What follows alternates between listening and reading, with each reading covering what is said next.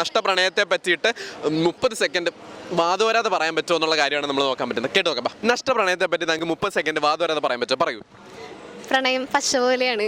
പ്രണയം പശ പോലാണ്. ബാക്കി അത് നമ്മളിപ്പോൾ ഒരാളുടെ നിന്ന് പിരിഞ്ഞെടുത്താലും അത് പോവത്തില്ല, നമ്മുടെ മനസ്സിൻ്റെ ഉള്ളിൽ അത് എപ്പോഴും ഇരിക്കും. പിന്നെ പ്രണയമാണെങ്കിലും സൗഹൃദമാണെങ്കിലും നമ്മൾ ഒരാൾക്ക് കൊടുക്കേണ്ട ഒരു വാല്യൂ ടൈം അത് നമ്മളെപ്പോഴും കൊടുത്തിരിക്കണം.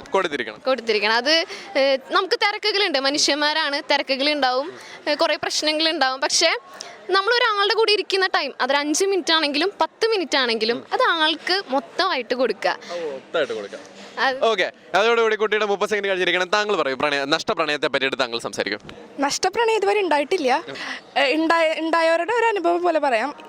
നഷ്ടപ്രണയം ഉണ്ടായിക്കഴിഞ്ഞ് കഴിഞ്ഞാൽ പ്രണയിച്ച് അത് നമ്മളെ വിട്ടുപോയി കഴിഞ്ഞ് കഴിഞ്ഞാൽ അത് ആദ്യത്തെയും അവസാനത്തെയും അവരുടെ ഓർമ്മകൾ എപ്പോഴും നമ്മുടെ കൂടെ ഉണ്ടാവും. ഓർമ്മകൾ നമ്മുടെ ഒപ്പം ഉണ്ടാവും.